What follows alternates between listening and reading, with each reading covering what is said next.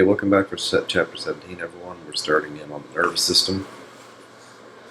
So, the nervous system, along with the endocrine, coordinates and regulates the other functions of the body. And in most animals, we have two divisions. You have your central and peripheral nervous system. So, the central nervous system is your brain and spinal cord, and peripheral nervous system is everything else.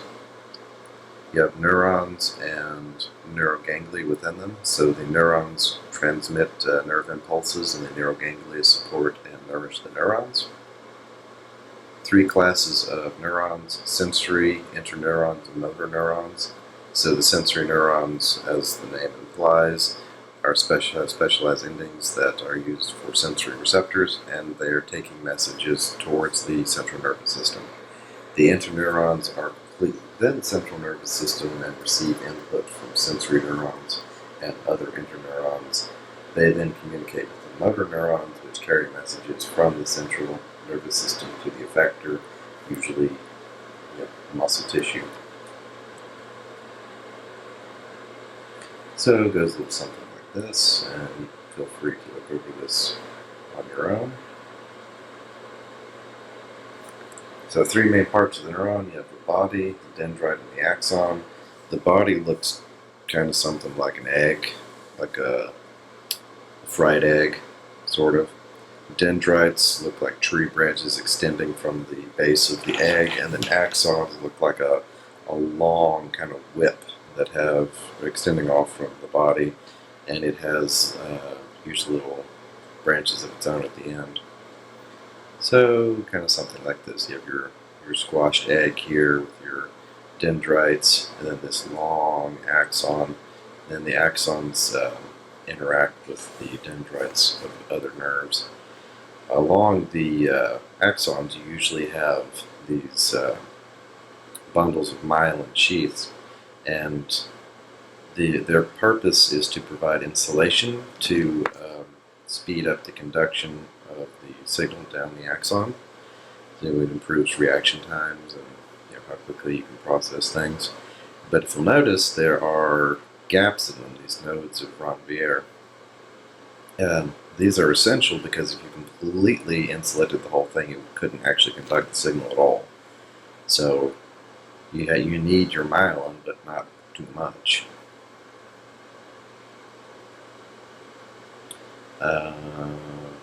Yep, which we've already said here. Myelin is formed by oligodendrocytes. There's very little nerve regeneration in the central nervous system, but generally speaking, as long as it's just the axon that's damaged, then it can eventually repair to one degree or another. If you damage the cell body itself, then the neuron will die.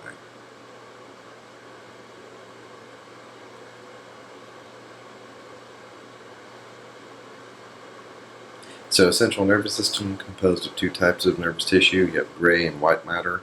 The gray matter contains the cell bodies and short, non-myelinated fibers, the surface layer of the brain, central part of the spinal cord.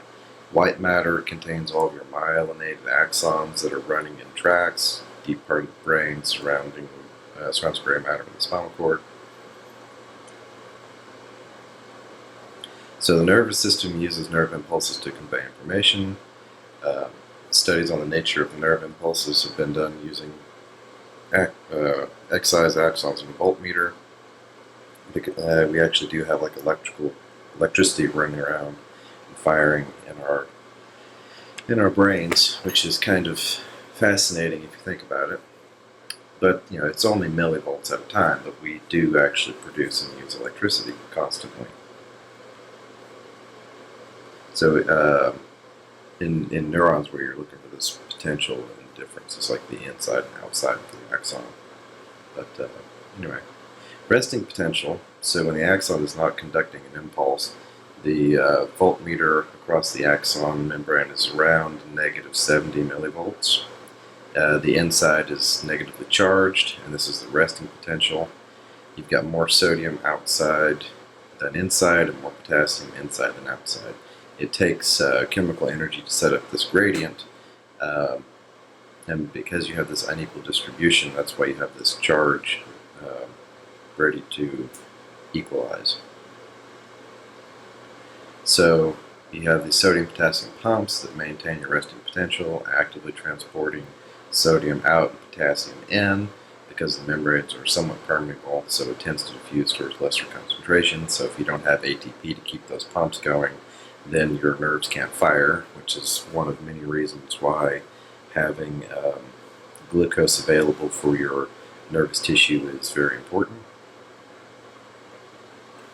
The polarity of the membrane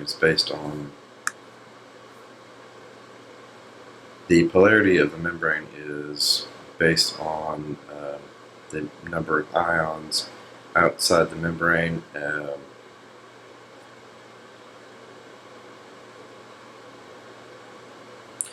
The polarity of the membrane is based on having more positive ions outside the membrane than inside, and large negatively charged organic ions inside.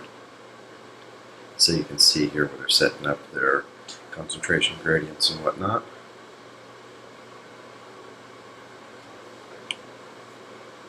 Measuring the strength of the signal as the resting potential are at the resting potential. Then you have your stimulus depolarizes as it activates. Your sodium potassium gates open, creates a charge, and then after the action potential ends, you have to repolarize. So you have to go through this whole process. So there is a innate limit, so about 4 milliseconds between firing of neurons. So we really can't react any faster than that to anything. And that's just if a single neuron was doing its thing. You frequently have to have many neurons in a chain in order to get a complete reaction to any given stimulus.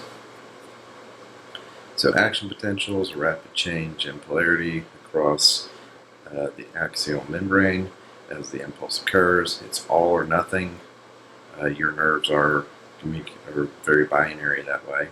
If you either stimulate the nerve and it reaches the threshold, which causes depolarization, or you don't. Increasing the strength of the stimulus does not change the strength of the action potential, but can make it fire more frequently. And then you have two types of gated channel proteins. You have your sodium gated channels and potassium gated channels. And those are what are required to facilitate your action potential. So your sodium gates open first, and sodium flows down the concentration gradient into the axon. Your membrane potential goes from about -65 to +40 millivolts. This is called depolarization because the inside changes from positive to negative. Potassium gates open second, and then the potassium flows down its concentration gradient out of the axon, and your membrane potential returns to -75, called repolarization because it returns to the original negative output as the potassium exits. Does this animation work? No. I think there's a link to this video in the course shell on eLearn, so check that out. Conduction of action potential in non-myelinated axons. Action potential travels down the axon one small segment at a time. As soon as the action potential is moved on, the previous section undergoes a refractory period, and during this, sodium gates are not able to reopen. The action potential cannot move backwards, instead always moves towards the terminal axons, or towards the axon's terminals, I mean. When the refractory period is over, the sodium-potassium levels are restored to their previous distribution by the pumping sodium outside the axon.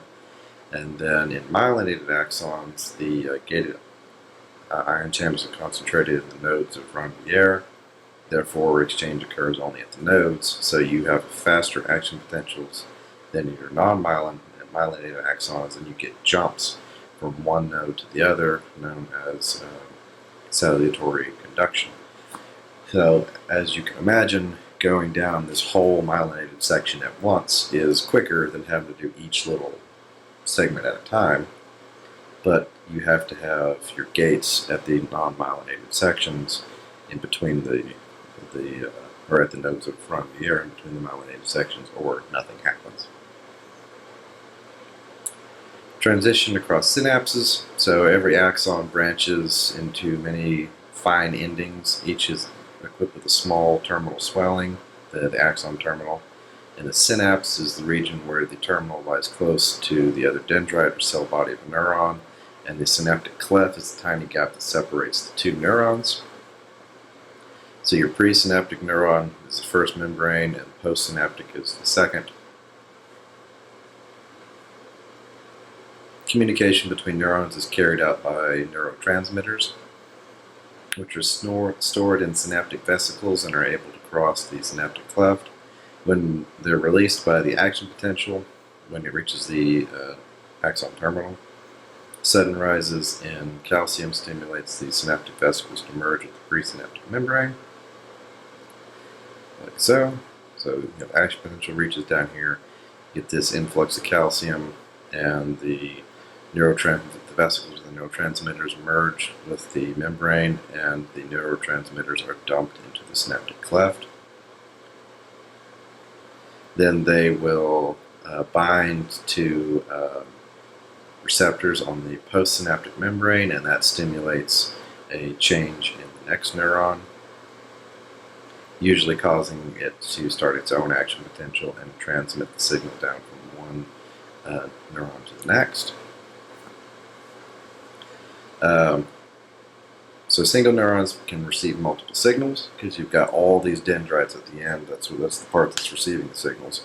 So excitatory signals have a depolarizing effect and bring the neuron closer to a threshold level, and inhibitory signals have a hyperpolarizing effect, increasing the potential difference across the axonal membrane, which is how you can take something that's essentially binary, but you have multiple inputs to it, so you can change and regulate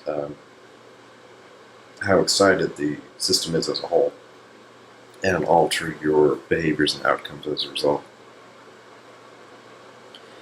This is referred to as synaptic integration, and it's the summing up of all the inhibitory and excitatory signals that are sent in at any given time, and this determines whether an action potential will travel along an axon. So you've got your cell body here and all these axon terminals coming up to it. So any one nerve or neuron can be excited by a very large number of others.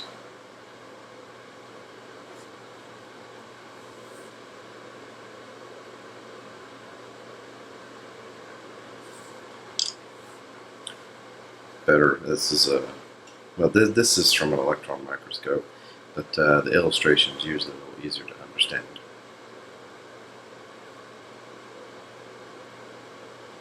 So you have your, let's just say that, say 70 here, that's your resting potential, your baseline.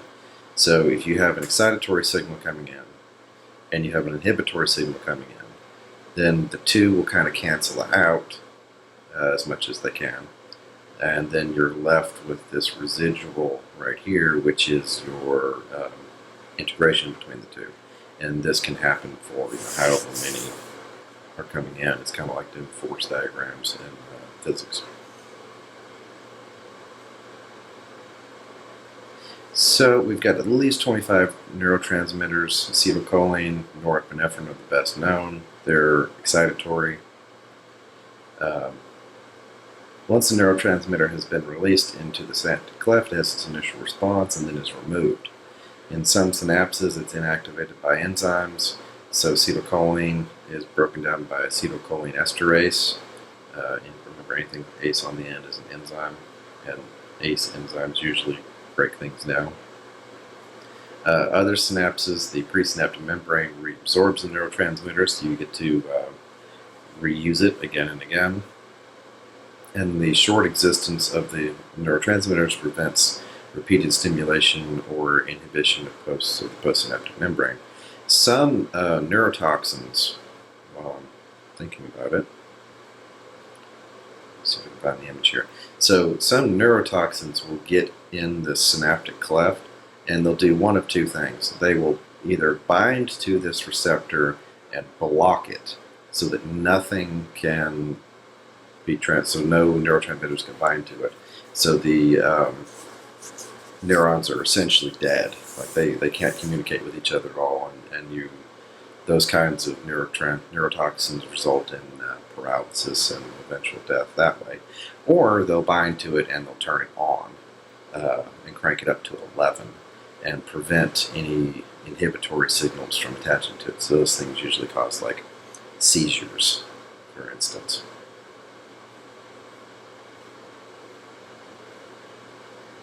Okay, so back on track. So, drugs can affect the nervous system by interfering with or potentiating neurotransmitters. So you can enhance or block the neurotransmitter release, you can mimic the action of the neurotransmitter, or you can interfere with its removal from the cleft. So like SSRIs, selective serotonin reuptake inhibitors, are a class of antidepressants, and they interfere with removal of serotonin from the neural cleft, meaning that you get a stronger signal from the serotonin that you have, which in the short term helps with depression, because a lot of depressions are caused by depression is a massive blanket term. It's like cancer. There is no one type of cancer. There is no one type of depression. They're caused by different things. One class of depression is caused by a deficiency of serotonin. So SSRIs basically trick your brain into thinking there's more serotonin around because the serotonin that you have lasts longer.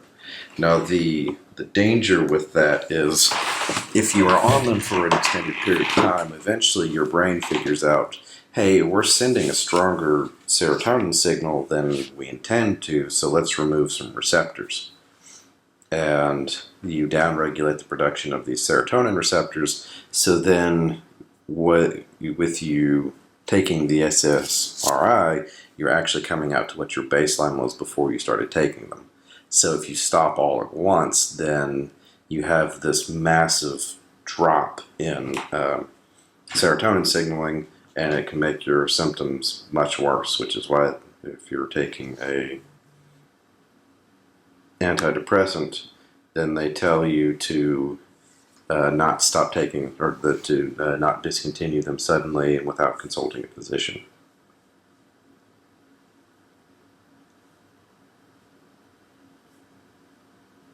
So, organization of the nervous system. You have central nervous system, which is your brain and spinal cord.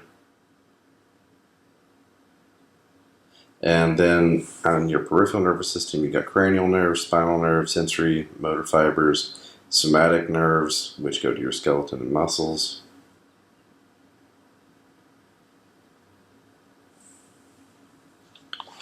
Autonomic nervous system goes to smooth and cardiac muscles, also to glands. And then you have your sympathetic and your parasympathetic divisions, which we'll get into more detail shortly. So the spinal cord and brain makes up your central nervous system. Sensory information is received and motor control is initiated. The brain influences or controls bodily functions, breathing, heart rate, body temperature, blood pressure, source of emotions, and higher mental functions. The brain and spinal cord are protected by bone, which is pretty handy. Then you have the meninges that wrap around that, and it's kind of like it's our body's version of shrink wrapping things to keep cooties off of them. This forms a part of your blood-brain barrier. You have cerebral spinal fluid filling the spaces between the meninges, which cushion and protects the central nervous system. The brain has interconnecting cavities called the ventricles,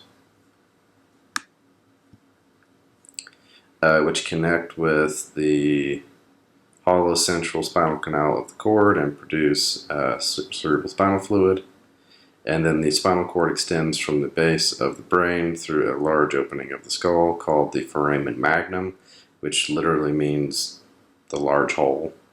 Again, we're very clever. We just call it what it is in another language and expect people to think we're smart. which then extends into the vertebral canal formed by an opening in the vertebrae.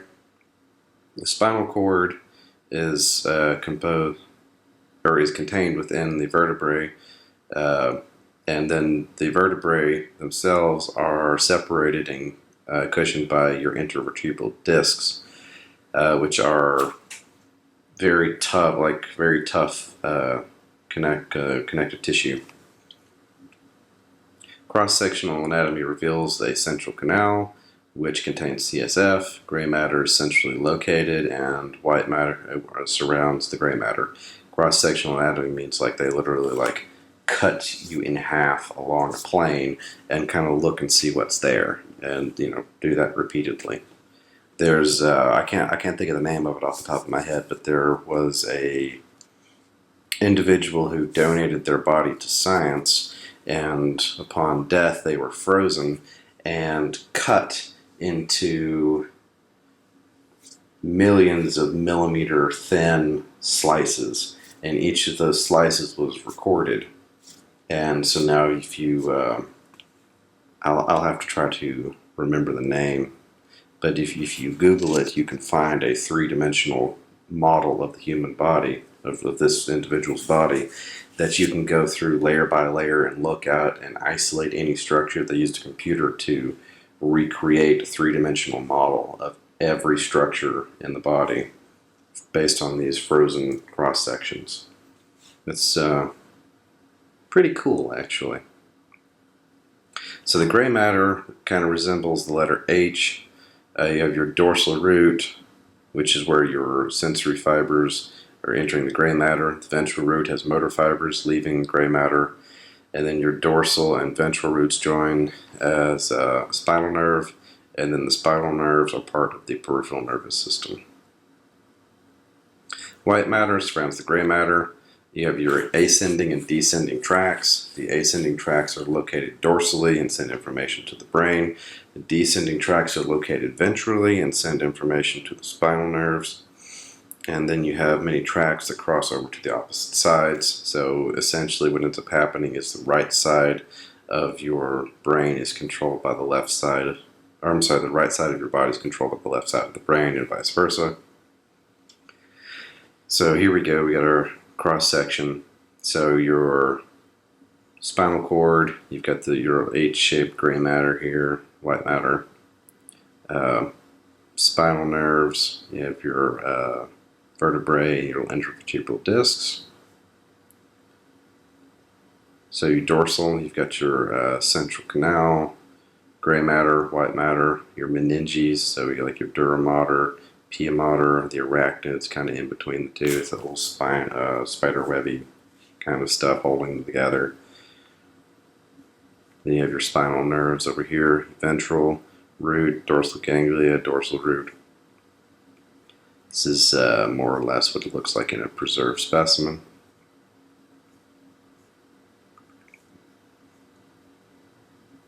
So the function of the spinal cord, communication between brain and peripheral nerves. Leaving the cord, when your hand is touched, you have sensory receptors that generate nerve impulses that pass through sensory fibers to the spinal cord, and the impulses then travel up the ascending tract to the brain.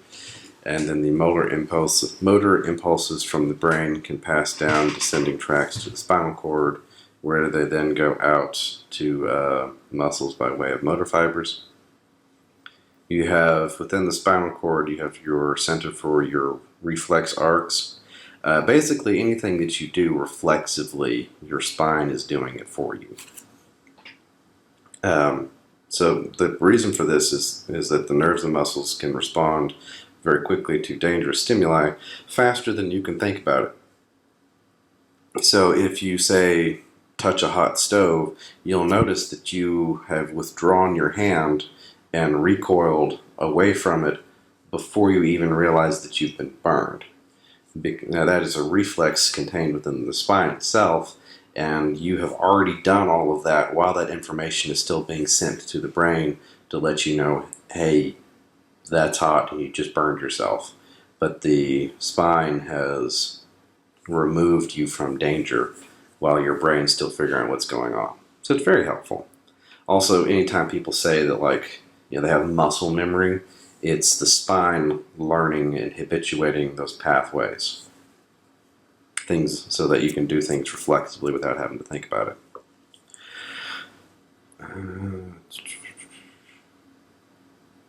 Yeah, okay. There's also reflexes that involve like organs and glands and stuff. So you smell your favorite dish being cooked and you will reflexively salivate, for instance. Or you see a bear and your spine immediately says, okay, all the adrenaline now, before you even have time to process it. You get that sinking feeling, pit in your stomach, the sweaty palms, cold, clammy skin, all that fight or flight kind of thing, before you've even fully processed the danger. That's your spine getting your body ready to fight or run. You don't have to be faster than the bear, you just have to be faster than, well, the person next to you. Anyway, so spinal cord plays a similar role for internal organs, so it can help maintain your blood pressure, for instance. So when blood pressure drops, you have sensory bodies in your carotid arteries and aorta that are stimulated, and that's as we talked about with the renal system, you get your release of renin from the kidneys to help bring that up too. But the impulses travel via sensory fibers to the spinal cord, and then they travel up the ascending tract to the cardiovascular center of the brain, and the brain sends impulses down to the descending tract of the spinal cord. Motor impulses travel via the spinal nerves to the smooth muscle and the walls of the arteries, causing constriction, which increases your blood pressure immediately. And then you're also going to have that whole system that we talked about with the kidneys, where you're trying to hold on to more salt to increase your fluid volume. Major areas of the brain, you have the cerebrum with your two lateral ventricles, the diencephalon with its third ventricle, the cerebellum and the brainstem with the fourth ventricle. So all of that is laid out here. You have your cerebrum, your cerebellum, you got your third ventricle here, the fourth ventricle runs down so. The brainstem here, midbrain.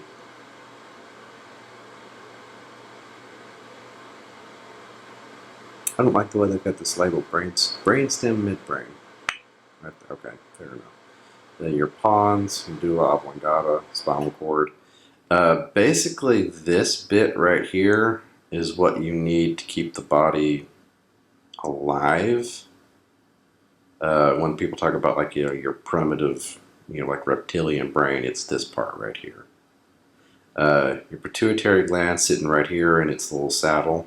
So remember we talked about before, if when you get to the pituitary, you go up through the nose, through the sinuses. That's better than going down through the rest of the brain. You just punch a hole through here to get to it. Get your meninges, skull, cerebrum. Corpus callosum, means white body.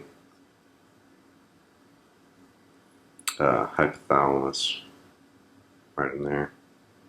Pineal gland.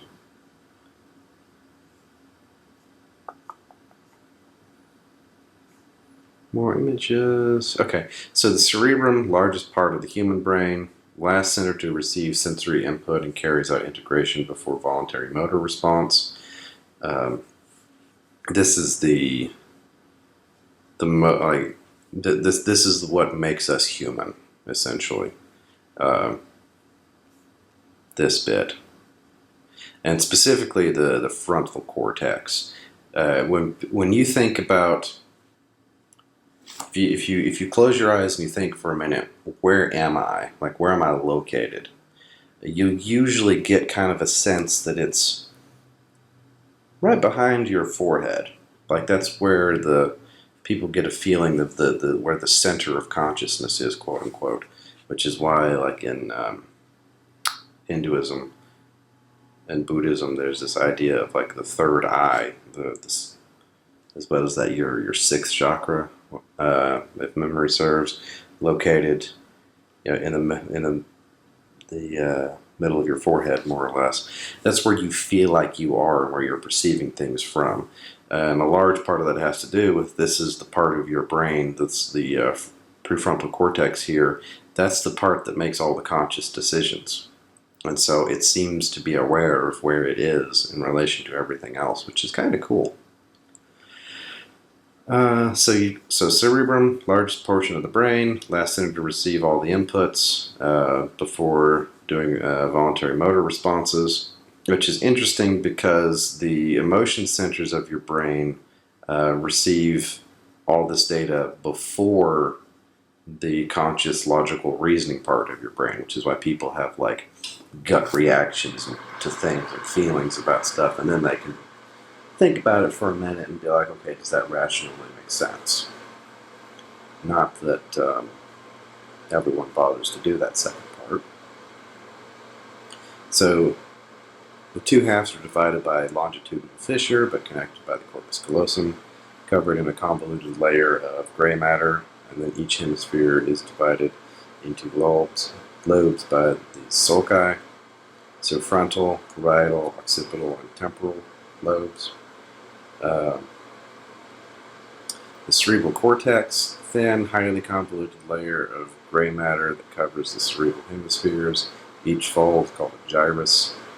The plural of gyrus is gyri. You'll have an ending here. An individual sulci is a sulcus. It's just Latin.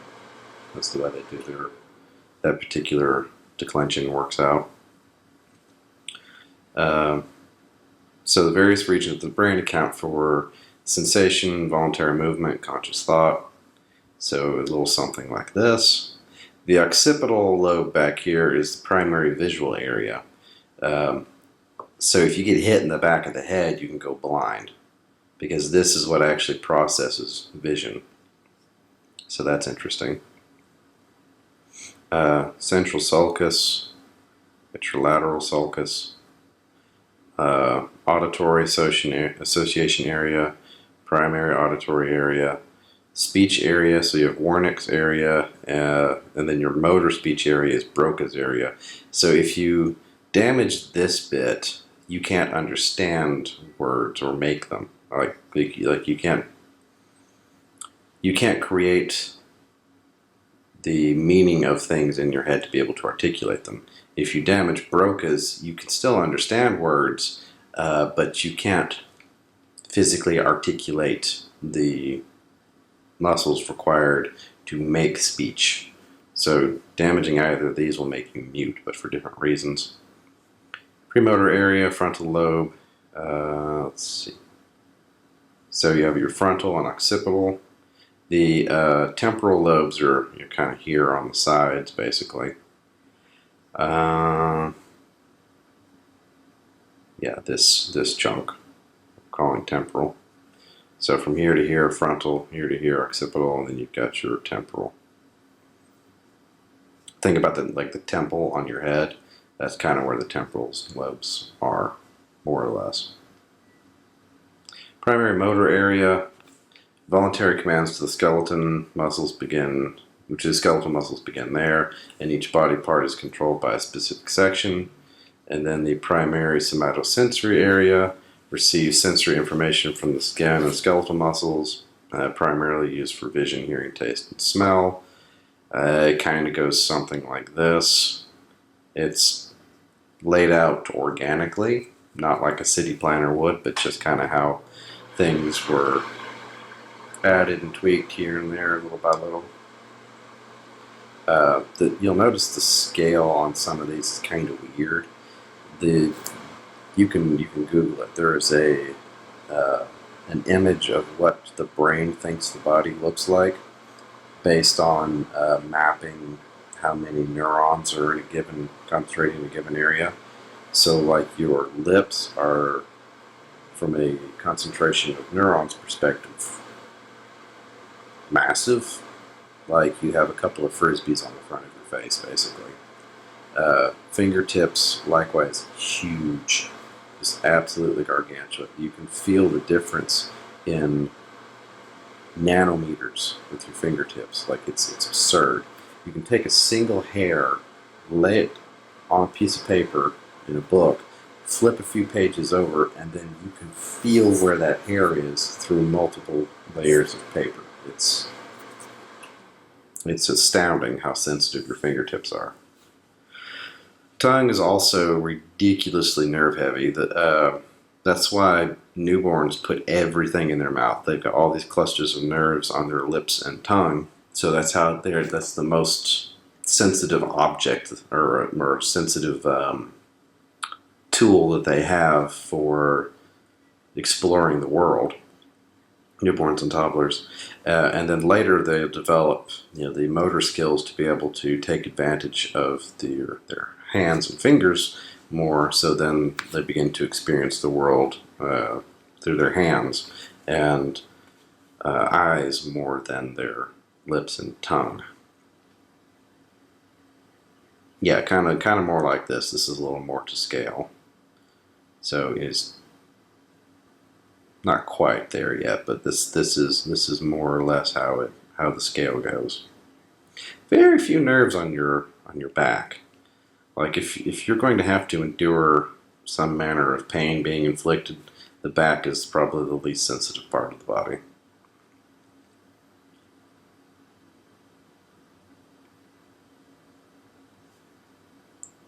Association areas, integration occurs and memories are stored.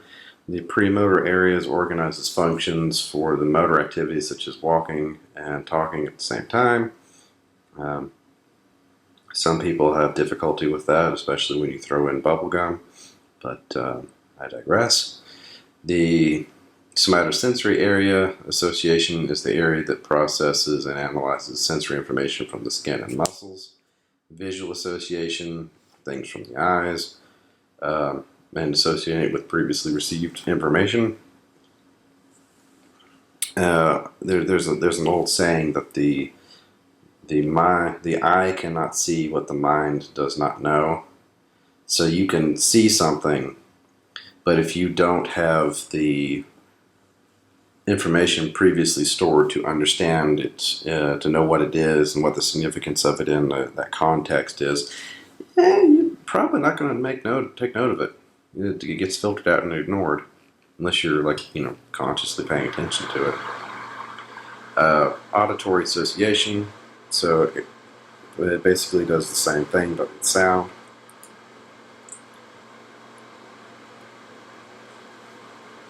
Processing centers receive information from the association areas and perform higher level analytical functions. Prefrontal areas use information to reason and plan actions, think critically, and formulate proper behaviors. Wernicke's areas help to understand written and spoken words. Broca's areas, it directs the motor actions for speech. Central white matter, composed mostly of cerebellum deep to the cortex, which has tracts of axons that take information between different sensory, motor, and associated areas. Basal nuclei, masses of gray matter deep within the cerebrum, that integrate motor commands. The diencephalon is composed of the hypothalamus and the thalamus, and the hypothalamus is the integrating center that helps maintain homeostasis. So body temperature, water balance, hunger, thirst, and sleep are regulated there. It also controls the pituitary gland, which links the nervous and endocrine systems together. The thalamus is a sensory relay center that receives all sorts of input, visual, auditory, somatosensory, except smell. The olfactory is a very old, primitive part of the brain. It bypasses all of this and basically goes directly into your memory and emotional responses, which is why people can smell something and it brings back memories or makes them feel a particular way. It doesn't have the same level of conscious regulation, which is probably useful that our sense of smell is fairly terrible as far as other mammals are concerned, since it has that powerful of an effect on our brain. But anyway, so then the thalamus receives all this stuff, accepts smell, integrates the information, and sends it to the appropriate areas of the cerebrum, and is involved in the arousal of the cerebrum.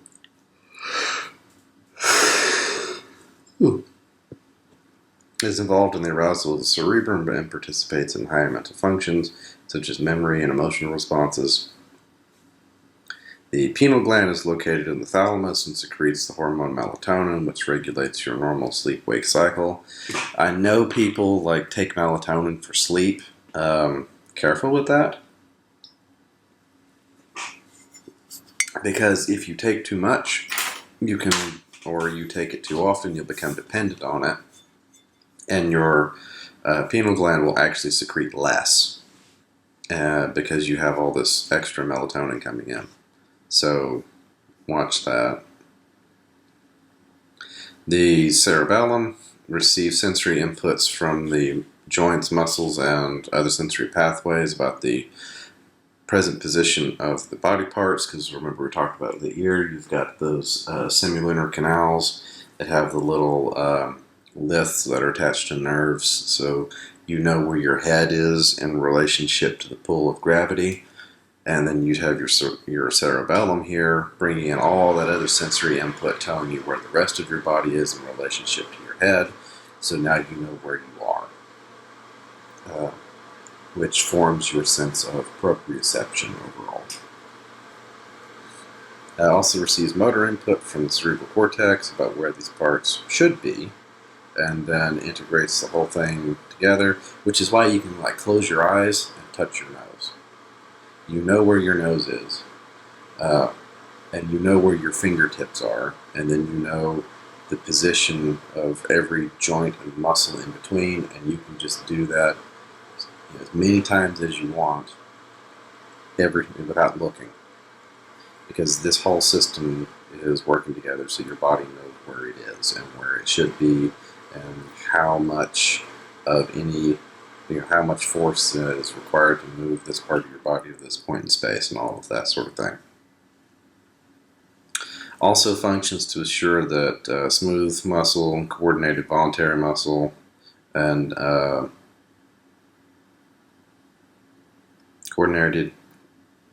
functions to assure smooth, coordinated voluntary muscle movements and maintain posture. I got a little sidetracked somewhere in that sentence. So the brainstem contains the midbrain, the pons, and the medulla oblongata. The midbrain is the relay center for tracks passing between the cerebrum and the cerebellum, and has the reflex centers for visual, auditory, and tactile responses.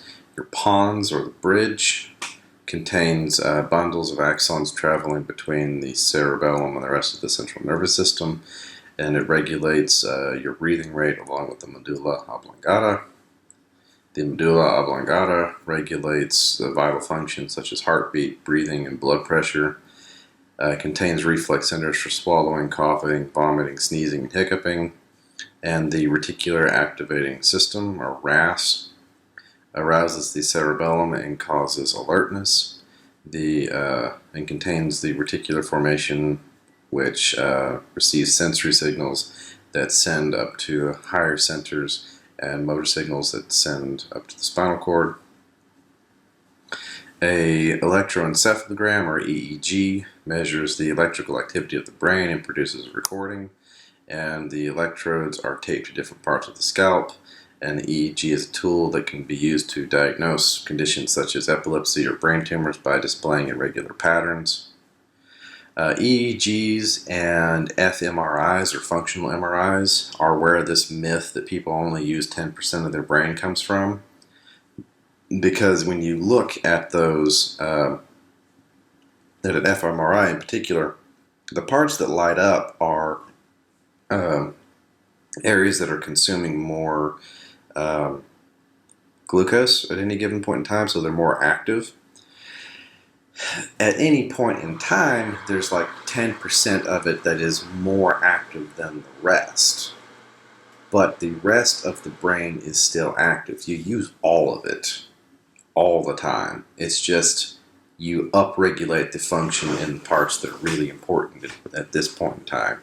So, like if you went to, I don't know, go play a piano, well, the part of your brain that controls your motor function and your memory associated with that are more important than the parts of your brain that, say, remember the lyrics to, well, I was going to say the lyrics to any Skrillex song, but I don't really think you can count that as music or lyrics. Um, but you get the point. Like, recalling lyrics is irrelevant when you're playing a piano, unless you also happen to be singing. Um, but you're focusing on different parts of the brain have different tasks, and they're always kind of doing something. But when you were using that specific or doing that specific task, that particular part of the brain is upregulated to um, perform the task more optimally. But you never have part of your brain just sitting there for no reason. Nervous tissue is insanely metabolically expensive. Your brain consumes about 20% of your calories on a daily basis, and it's 2% of your mass. Okay? It is it is absolutely ludicrous to think that 90% of it doesn't do anything. Evolutionarily speaking, if that was the case, if you had some tissue in your body that was consuming that many calories and did not confer some kind of selective advantage, it's actually conferring a massive selective disadvantage because you require more calories to survive than someone who doesn't have it or who has that present in smaller amounts. And so over time, it would be eliminated. So this concept of we only use 10% of our brains is beyond absurd. It's the kind of pseudoscience crap that people who are uneducated like to spout to make themselves seem smart. Um, anyway, tangent concluded. Returning to the task at hand here. So the emotions and higher mental functions of the brain are associated with the limbic system. So it blends primitive emotions, so rage, fear, joy, and sadness, and your higher mental functions, reason and memory, into a united whole. Which is why certain activities that are pleasurable and why mental stress can cause high blood pressure. It's when people talk about like the power of the mind over the body, there is something to that. If you are stressed, if your mind is stressed and you are anxious, you will consume more calories. You become more metabolically active, for instance. Yeah, your brain you're running at and your brain's running at a higher gear. You're burning more calories that way. The rest of your body becomes more metabolically active to try to keep up with that because it thinks you're in a dire situation. So your fight or flight response kicks in. Your blood pressure goes up. You get ready to fight something. You're not meant to be in that state chronically though. So it has long-term negative health consequences. And so people just naturally assume, well, if you can make yourself sick by worrying because you have compromised your immune system by being in a chronic fight or flight response and destroyed your health by having all of these catecholamines and all these catecholamines and stress hormones just jacked way up to way too much cortisol. Cortisol will kill you in the long run for a number of reasons, not the least of which because it reduces your immune response and promotes weight gain. So if you want to lose weight, one of the things you should do is remove unnecessary stressors. So people just naturally assume, well, if the brain can do that, then if you think happy thoughts, it must heal you. No. What you can do is maintain a positive outlook and not incur the deleterious effects, and then that tends to help considerably. But it's kind of like vitamin C and scurvy. A little bit stops you from being diseased and your hair and teeth falling out and slowly dying, but consuming a bunch of it has no positive health correlations at all. As a matter of fact, consuming excess vitamin C will destroy your kidneys eventually, among other things. Uh, can be a powerful oxidant, and if you are consuming a bunch of vitamin C by itself, so it causes lots of oxidative stress, damages your DNA and whatnot. Basically, consume the recommended daily amount, not 500 times, because you think you might be coming down with a cold. It has no positive health correlations. But okay, tangent concluded for real this time. We're getting back on track. So your limbic system, complex network of tracts and nuclei, incorporated portions of the cerebral lobes, base and basal nuclei, and the diencephalon. The hippocampus communicates with the prefrontal area of the brain, and then the amygdala allows us to respond to anger, to respond to and display anger, avoidance, defensiveness, and fear, and promotes the release of adrenaline. So if you have like a tumor in your amygdala, you can have anxiety and panic attacks, and you can lash out in rage over the slightest annoyance because the amygdala is hyper secreting and producing, dumping all this adrenaline into your system all the time.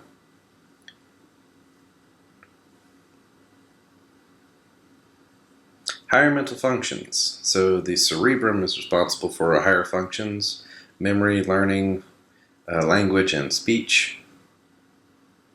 So the limbic system indicates that the cortical areas may work with the lower centers to produce memory and learning. Memory is the ability to hold onto or recall a piece of information from the past, as simple as a word learned a day ago to an emotional experience that shapes one's life. And then learning is the ability to retain and apply past memories. We have to be careful with memories because the way they're stored in our brain is kind of like waypoints, and you like snapshots of the event itself, and then you have to go back and reconstruct the stuff in between when you recall the memory, which is why human memory is notoriously unreliable. I mean, people act like they have a witness to something at a trial. It means it's, well, that's the way it was. No. If you interview like 10 different people who saw the same thing, you're going to get 10 different stories. And if you provide people with the right prompts, you can get them to fabricate completely false memories of an event without them actively trying to do that. You just say the right things at the right time in the right context with the right people around, and their actual memory of the event changes, because every time you access a memory, you have to recreate it, and you change it just a little bit, and then providing the right context clues that you can change it considerably. So write things down, take pictures and videos of things, because if you think you'll remember it 50 years later, you won't. Like take a little bit of time now to record things, and then review those from time to time, especially in your later years. Your brain will thank you. So types of memory: short-term memory, retained for a short period, like a phone number. Mostly depends on which prefrontal area is active. And then long-term memory, so keep things for, up to your entire lifetime. So you have, your semantic memory, so memories of ideas, concepts, and meanings, so words and numbers. And then episodic memory, specific facts, people, or events. I happen to know that my semantic memory is a heck of a lot stronger than my episodic memory. I will remember the concept or meaning behind something long after I've forgotten the event itself. I have to actively work to remember people's names, for instance. I'm quite terrible at the names. But if I ran across said person later, I might not even remember who they are, but I'll know what they are, if that makes sense. Like, oh yeah, that was that person that used to annoy the bejesus out of me because he chomped chewing gum behind me in organic chemistry. Like, I couldn't tell you who that dude was, but if I saw him, I'd know. Um, anyway, so skill memory, independent of episodic memory, involves performed motor activities like riding a bike. Once you have obtained a skill, it pretty much stays there. You don't need that much of your, or you need fewer areas of the cerebral cortex once the skill is perfected, and involves all the motor areas of the cerebrum below the level of consciousness. Uh, Up until you're about 4 years old, give or take, skill memory and semantic memory are what you have. You don't really have much in the way of episodic memory. So, during those early formative years, you are teaching children, skills and ideas and concepts, orientating them to the world, but they don't really remember the event itself. They just it's like being Jason Bourne, like all 4-year-olds are Jason Bourne, basically. Um, it's like, well, I don't know how I can tie my shoe. I just do it. I don't know how I walk. I just do it. Or riding a bike or whatever. They just go and they just do it because it's learned at a level below consciousness. It's just there. Um, but then later in life, episodic memory is really useful. So it tends to become what we predominantly focus on. So long-term memories and storage, retrieval. So memories are stored in bits and pieces in their associated areas. Things you see visually are stored in the visual associated, sound in the auditory, and then the hippocampus allows you to pull them all together to record a single event. So this is what I'm saying. There's bits and pieces here and there throughout your brain, and you have to synthesize that whole memory. And it's very easy to throw in things that are related or similar, or like that you've already experienced, or let's say, for instance, you're asked to recall a list of things, and it's like bonbons, pie, German chocolate cake, and Kit Kats, and then they give you a list of things later, and you're expected to, yeah, oh yes, bonbons were on the list, okay. What about Kit Kats? Yeah. Pie? Yeah. German chocolate cake? Yeah. Cream horns? Yeah, cream horns. Even though cream horn was never mentioned before, it falls in the same category, so you remember it as being part of the list, because it's a sweet dessert thing. So, careful with that.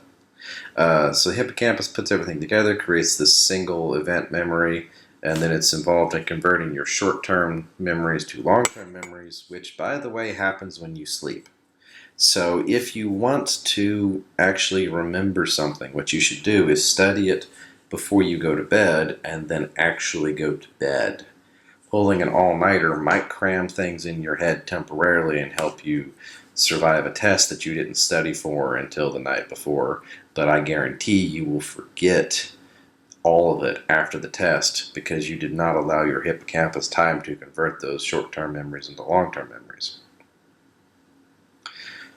The best memories, the memories that you're going to remember the best are ones that have an emotional charge to them, which is given to it by the amygdala. So things that have fear associated with them. In some cultures, in India, for instance, when they want to remember something, they'll take a boy who is, 6 or 7 years old, and chuck him off a bridge into a river. And they don't tell him it's about to happen. They just do it. So as you can imagine, that's a pretty traumatic event, and the kid then remembers basically every detail of that whole day. So they do this whenever there's special events or holidays or coronations or anything along those lines. You add this whole other layer of encoding to it, and things associated with fear and danger are really important to remember because that directly influences your survival. Um, so anyway, language is dependent upon semantic memory. So seeing and hearing words dependent upon your primary visual cortex, the occipital lobe, and the primary auditory cortex or your temporal lobe. So speaking words is dependent upon the motor sensors in the frontal lobe, and PET scans or positron emission topography can support these suppositions. Left and right cerebral hemispheres have different functions related to language and speech. Broca's and Winrich's area are only in the left hemisphere. So Broca, ability to speak, Winrich's ability to comprehend speech.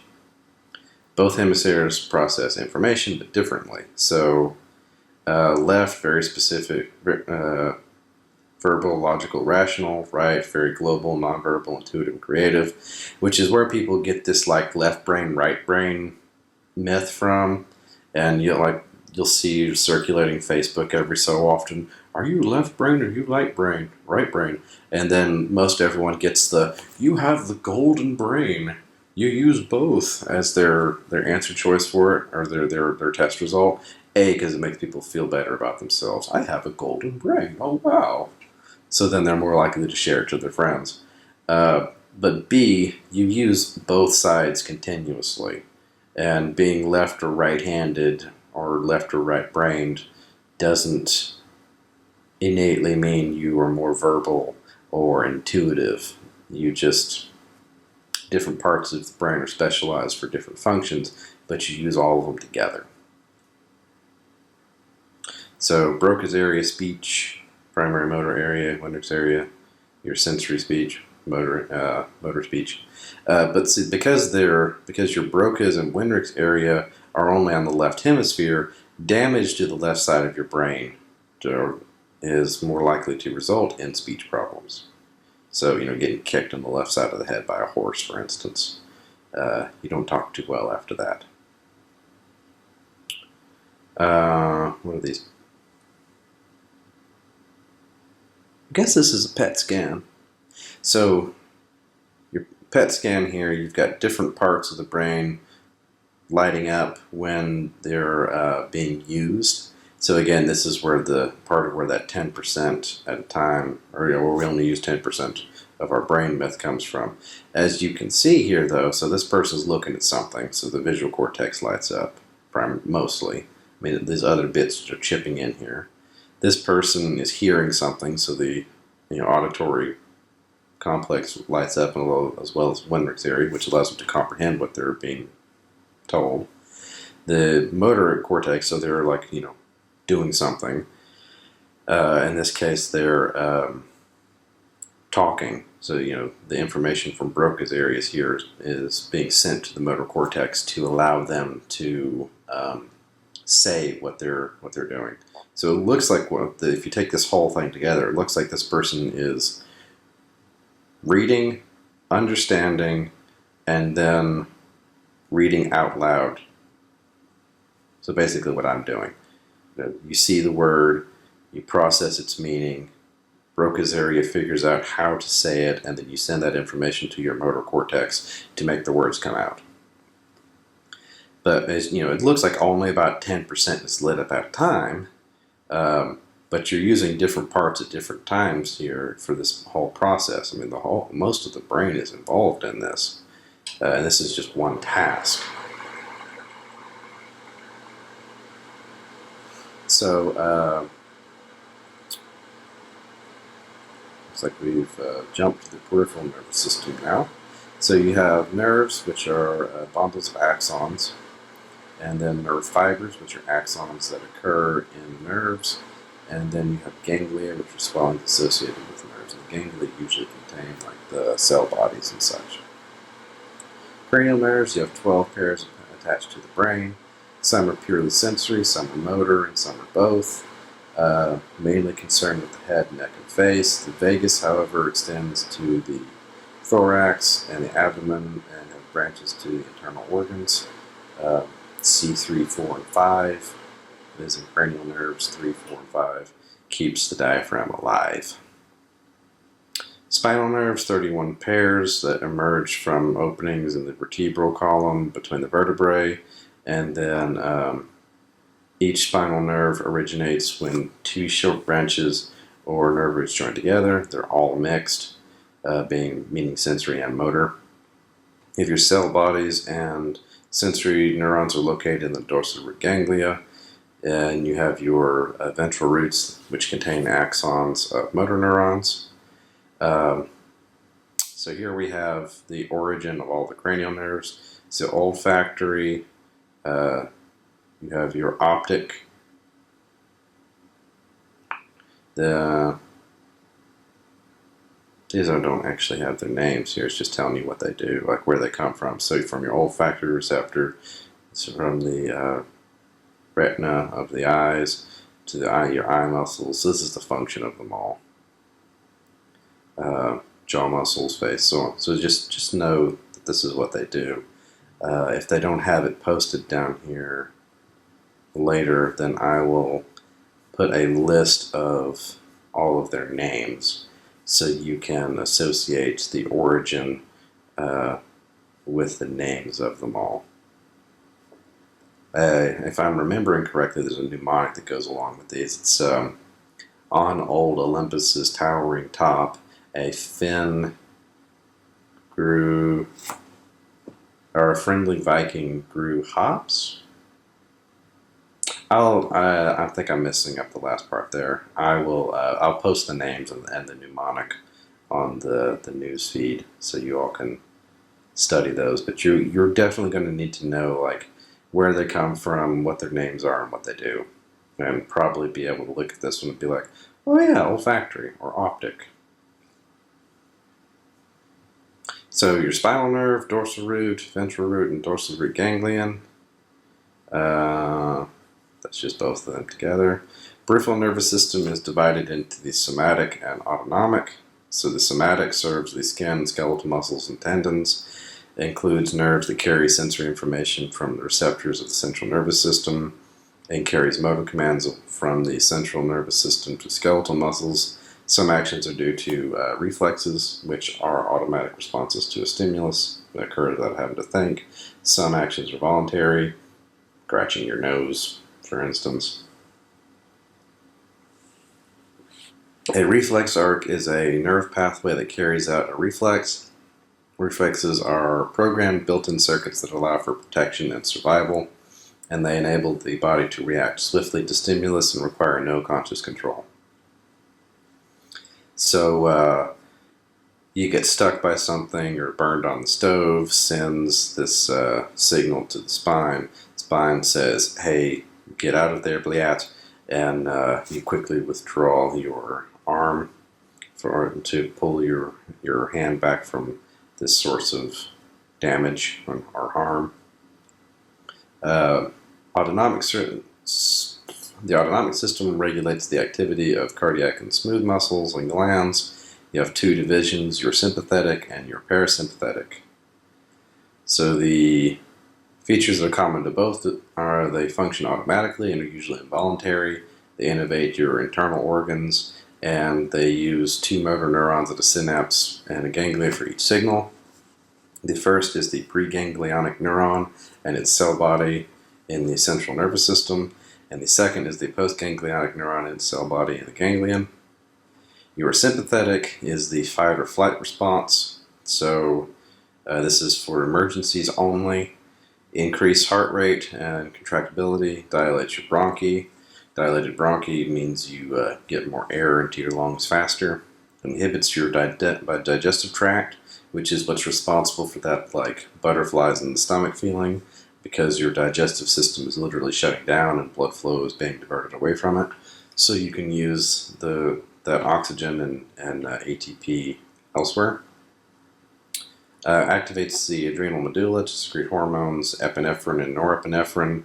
Both increase blood pressure, causing the heart to beat stronger and faster while constricting certain blood vessels, usually like on the peripheral blood vessels near the surface of the skin, so that wounds do not bleed as profusely, which is why you get cold, pale, clammy skin when this system activates. Parasympathetic, opposite, it's your rest and digest. So you have a few cranial nerves and fibers that arise from the sacral part of the spinal cord. It's your housekeeping division. Promotes food digestion, decreases heart rate, and its neurotransmitter is acetylcholine. This is, chill, business as usual kind of part of your automated system. Um, People spend way too much time with their sympathetic division kicked down. Um,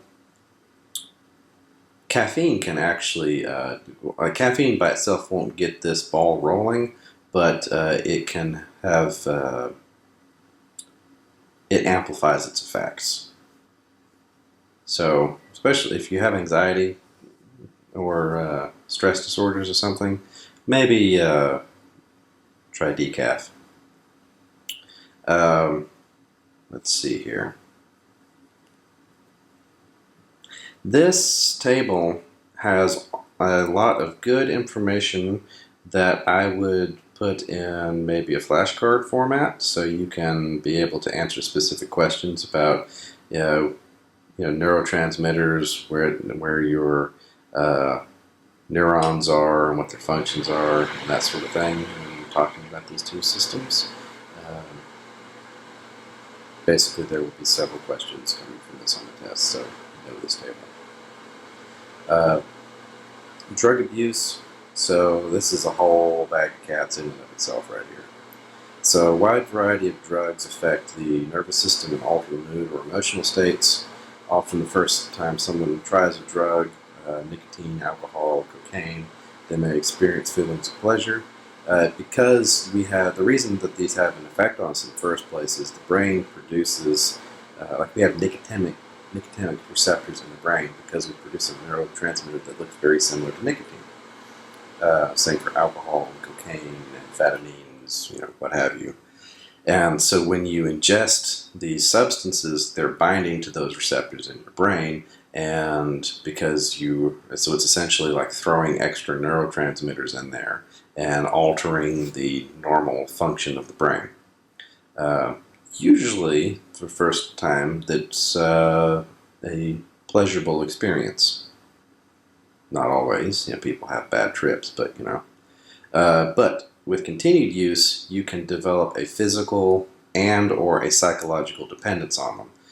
For instance, people that are chronic alcoholics, if they just stop drinking cold turkey, they can go have DTs, and which will lead to seizures, and they will just die.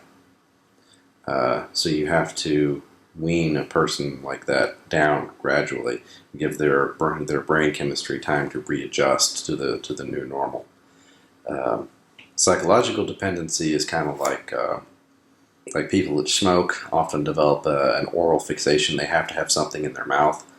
It feels normal and natural to them, and they get stressed or anxious when they don't have something in their mouth, because it's part of their psychological dependence on it. But they can also become physiologically dependent on the nicotine. And when you remove these things from your system, you'll often have intense cravings for it, because you have become accustomed to it and the new paradigm under which your neurochemistry now operates. Many illicit drugs affect the action of particular neurotransmitters at the synapses. So stimulants increase the neuron's excitability, which is funny because you give stimulants to people with ADHD, but the thing is, the part of the brain it stimulates is associated with control and focus, so it kind of helps to rein in the chaos a little bit. Depressants decrease neuron excitability. Dopamine is one of the neurotransmitters involved with a physical dependence or addiction. You get tons of dopamine with cocaine, way more dopamine is released with when you put cocaine in your system than should be released normally. The way your brain helps you to regulate behaviors. Basically, anything that is good for your survival, you get dopamine. And bonus points if it's good for the survival of your species. So the thing that naturally releases the most dopamine into your system is sex, and food is not too far down the list. But the difference between a good meal and sex is a massive difference in terms of the dopamine payoff. Um, you throw cocaine into the mix, and suddenly you have something that is many orders of magnitude more rewarding than even sex. So the brain says, holy crap, the dopamine value of that is off the charts. Let's only worry about that. That has to be the greatest payoff, like, ever. Like, we're going to be immortal. Like, go for that now. It's paramount to our survival.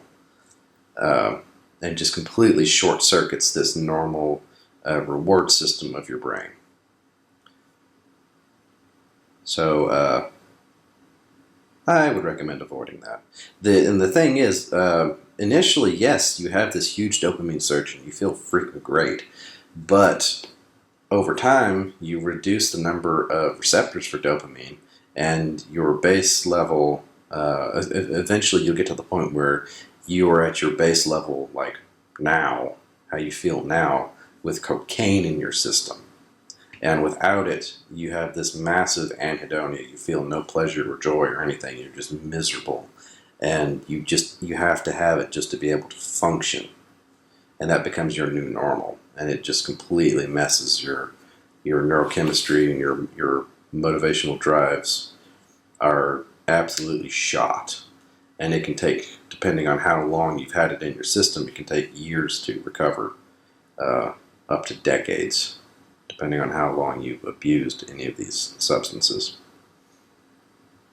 So action of drugs at the synapses here, so they can cause the release of a neurotransmitter. They can prevent its release. They can promote more of it to release.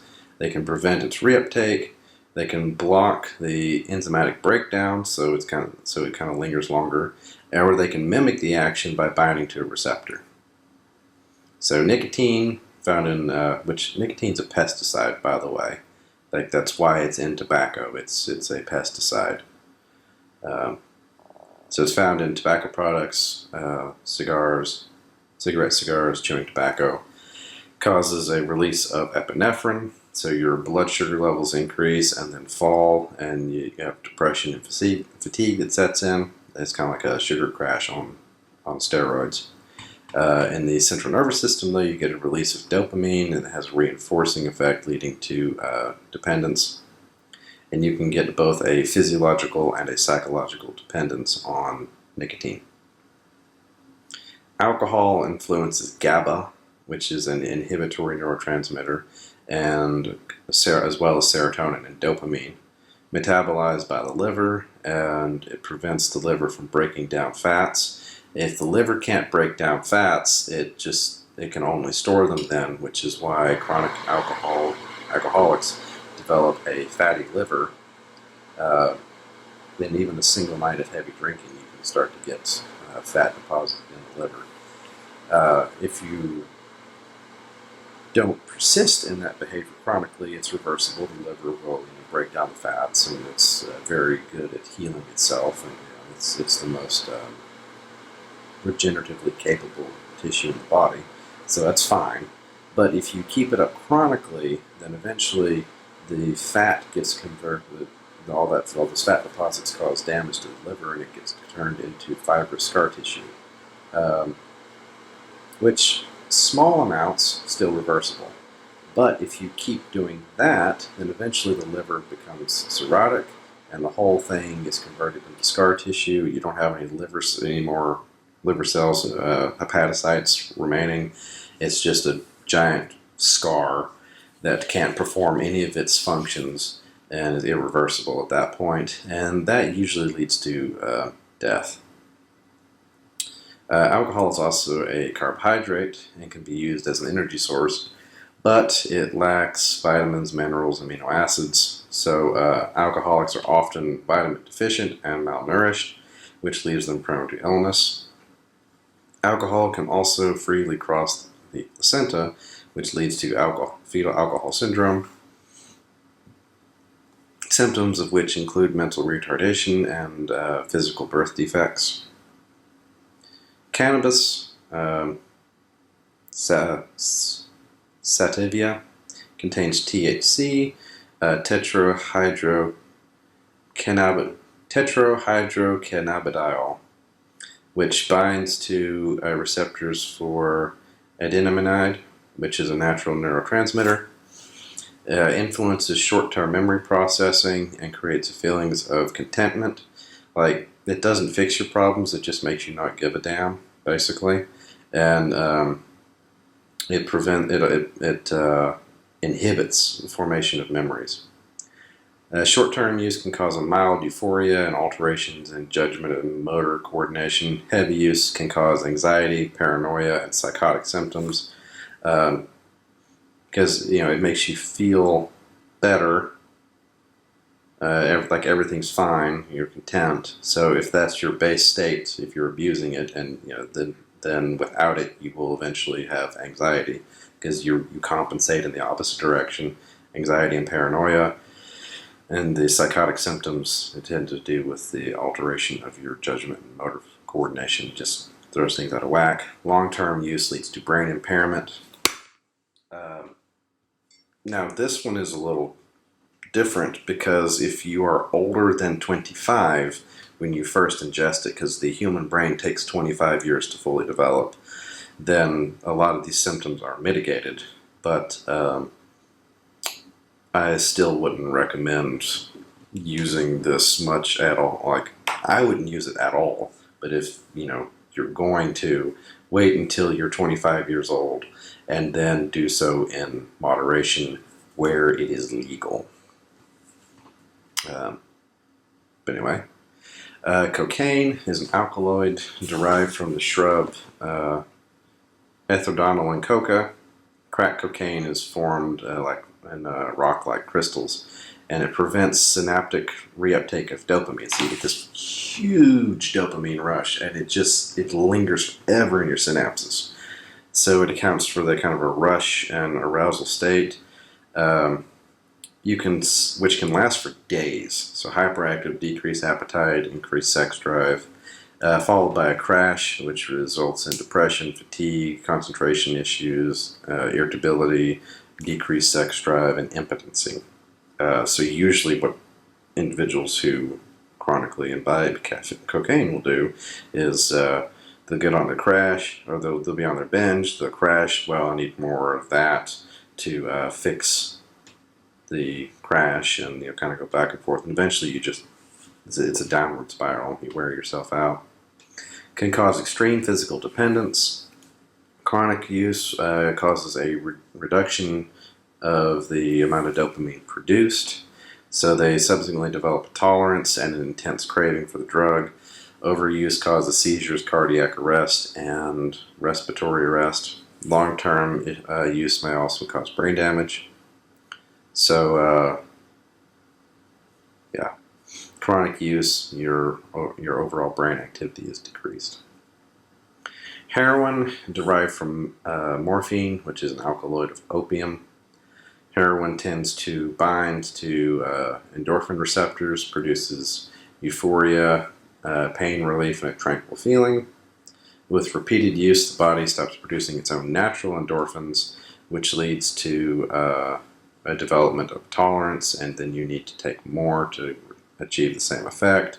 And your natural endorphins are really good at handling pain. Like when you stump your toe, it's a few moments before your brain starts flooding dopamine or endorphin productions. And endorphins, they make you feel good.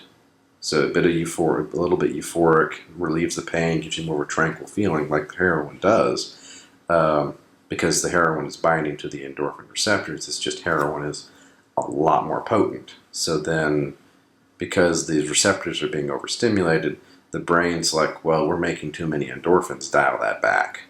So then you need more and more to get the same effect. And then without your own natural endorphins, you are depressed and miserable all the time. So after tolerance develops, the user must take more drug to prevent withdrawal symptoms. which can include perspiration, tremors, restlessness, dilated pupils, cramps, increased blood pressure, and respiratory rate. Excessive dependency may cause or lead to convulsions, respiratory failure, and death. Ecstasy, MDMA, Molly, chemically similar to methamphetamine, may increase feelings of well-being. Other effects include increase in heart rate, blood pressure, muscle tension, blurred vision, may increase temperature, also causes damage to the liver, heart rate, and kidneys. Chronic use may lead to memory damage and depression. The other thing about Molly, the current stuff that they call Molly isn't really what they had in the 70s. The stuff in the 70s would mess you up. It would literally make you fall in love with anything, and sometimes that lasted permanently. So there were people who were like Romeo and Juliet with their couch, for instance. Uh, Weird effects on your brain. I don't recommend. And this massive increase in temperature regulation can cause brain damage. If a fever gets above like 105 or something, then it can start to cause brain damage, and then over like 107, I think, fever becomes lethal. So yeah, definitely avoid that one. Rohypnol, roofies, same class of drugs as Valium, meaning it's a sedative. When mixed with alcohol, it can make victims incapable of resisting anything, including sexual assaults. And they tend to not remember anything that happened while using the drug, so anterograde amnesia. Basically, from the point of taking the drug forward until you get it out of your system, you can't form new memories. Ketamine, used by veterinarians as an anesthetic, horse tranquilizer, basically. Can cause dangerous reductions in heart rate and respiratory functions, renders the victims unable to move, occasionally used as a date rape drug. Methamphetamine, also called meth or crank, is a very powerful stimulant of the central nervous system that causes large amounts of dopamine to be released. Also creates an initial rush of euphoria, increased energy, alertness, and elevated mood. After the rush, then you have irritability and violent behaviors tend to set in.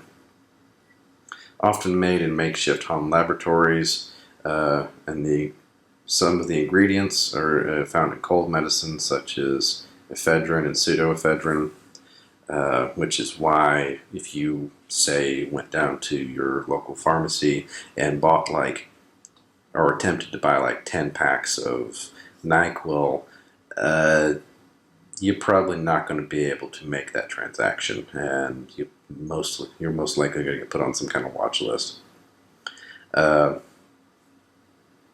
Chronic use leads to paranoia, irritability, cardiovascular collapse, and death. Users tend to develop a tolerance and an intense craving for the drug, to the point where even after a single use, you can become addicted to meth. Long-term use renders the brain less able to produce dopamine.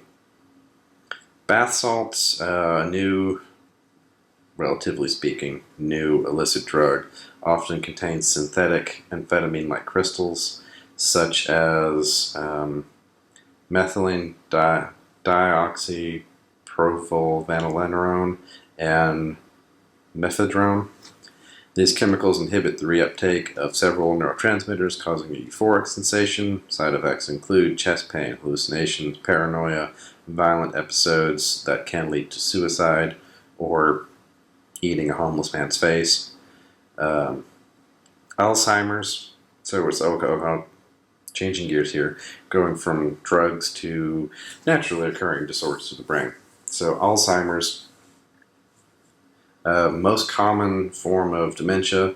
Signs typically appear before the age of 50, so memory loss is an early symptom of recent events. Older memories tend to be fine.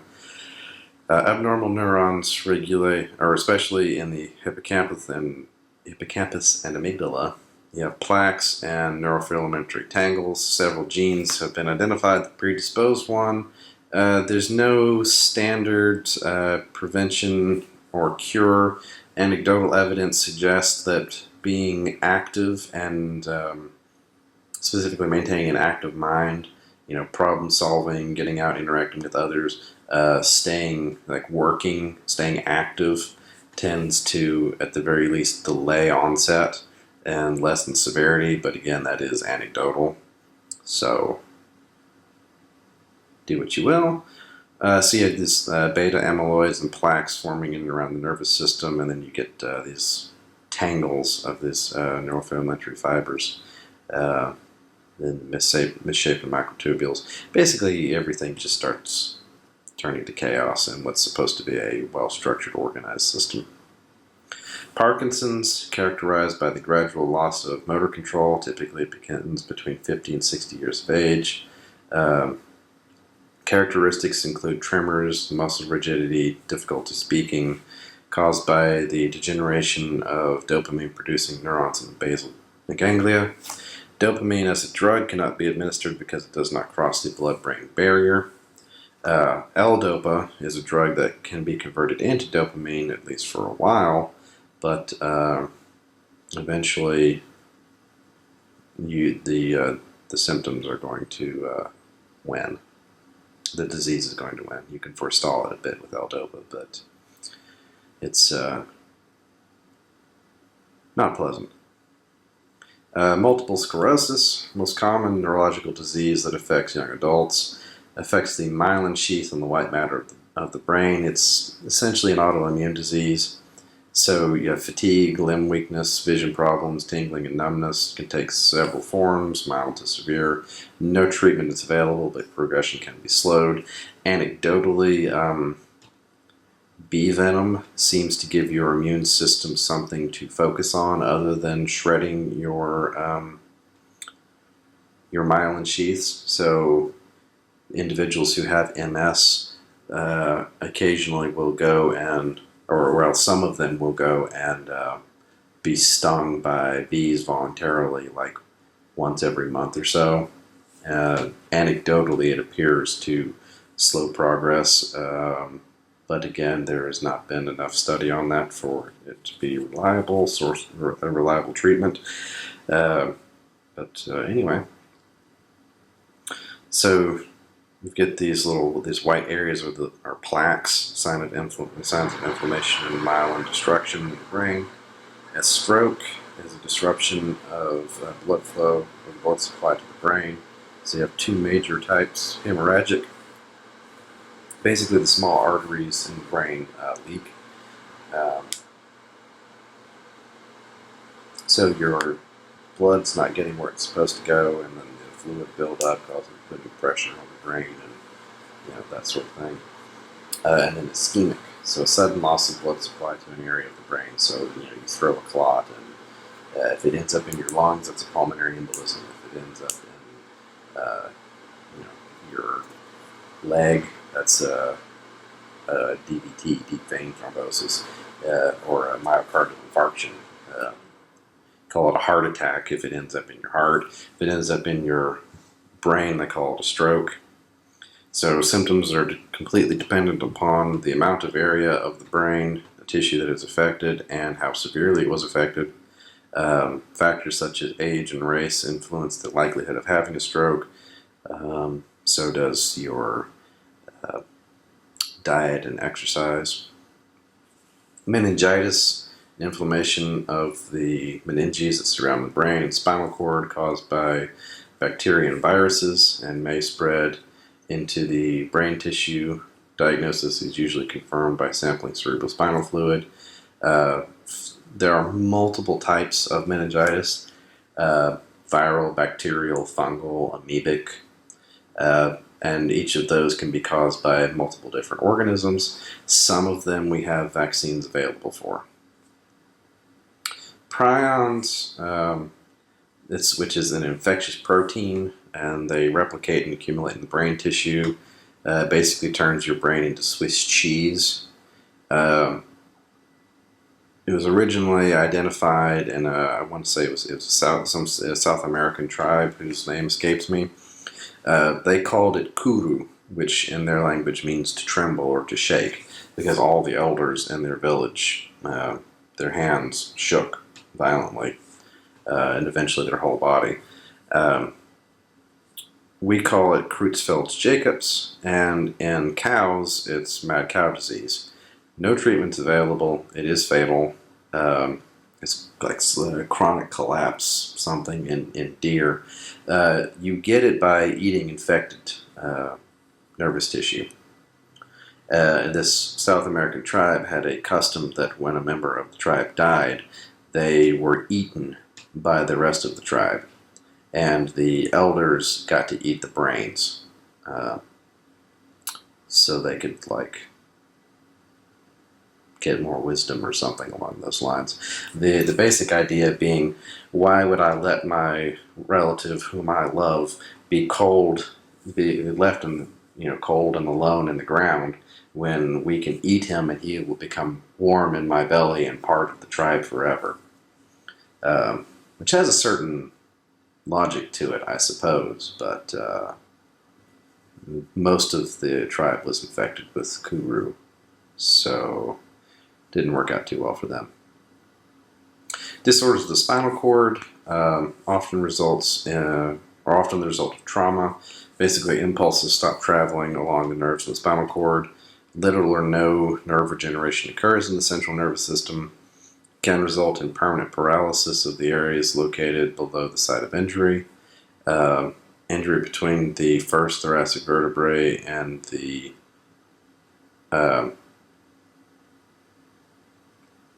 injuries between the first thoracic and the lumbar L2 cause paralysis of the lower body, paraplegia. Injuries in the neck can affect the entire body, quadriplegia.